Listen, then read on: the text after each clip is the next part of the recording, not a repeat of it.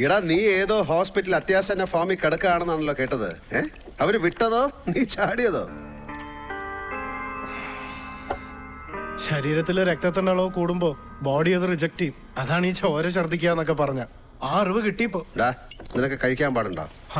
ഈ ജന്മത്ത് നമ്മളടിക്കേണ്ട കോട്ട നമ്മൾ തന്നെ അടിച്ചു തീർക്കണ്ട ഗുരുവേ. പാമ്പേടിയായിട്ട് ഞാൻ ചാവൂ. നൈജാമലിയുടെ ജന്മവും രവിയുടെ മരണവും അതാ ഞാൻ. ഒരെണ്ണം എടുക്കട്ടെ? ഇപ്പൊ വേണ്ട, 4 വോട്ട്കകത്തുണ്ട്. എന്താടാ? ഏയ് ഒന്നുമില്ല രഘുവേട്ടാ, ഞാൻ ഒരു തീരുമാനം എടുത്തു.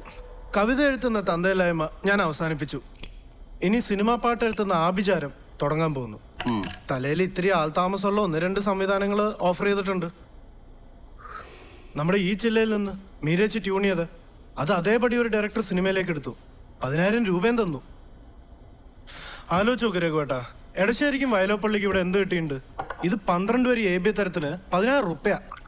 അതെങ്ങനെയാടാ? വ്യഭിചരിക്കാൻ കൊടുക്കുന്ന കാശ് ഭാര്യയ്ക്ക് വീട്ടു ചെലവിന് കൊടുക്കില്ലല്ലോ. ഇന്ന് രാവിലെയും കൂടെ ഒരെണ്ണം പെടച്ചിട്ട് മീരച്ചടെ കൊണ്ട് കൊടുത്തേ ഉള്ളൂ, ഇടി ട്യൂണെന്നും പറഞ്ഞിട്ട്. അവക്ക് അങ്ങനെ തന്നെ വേണം. മഴ കൊണ്ട് മാത്രം മുളയ്ക്കുന്ന വിത്തുകൾ ചിലതുണ്ട് മണ്ണിൻ മനസ്സിൽ. കൊള്ളാം. ഇനി നീ അങ്ങനെ കുറച്ചാലും ജീവിക്കേ. ഏരന്ന് നടന്ന് കുടിക്കണ്ടല്ലോ. നിന്നെ ഹോസ്പിറ്റലിൽ ഡിസ്ചാർജ് ചെയ്ത് തന്നെയാണോ? പിന്നെ എന്റെ ലിവർ ഫംഗ്ഷൻ ടെസ്റ്റിന്റെ റിപ്പോർട്ട് കണ്ടിട്ട് സലാം ഡോക്ടർ എന്താ പറഞ്ഞതെന്നറിയോ? എജ്ജാതി ലിവറാസ്റ്റാതെന്ന്.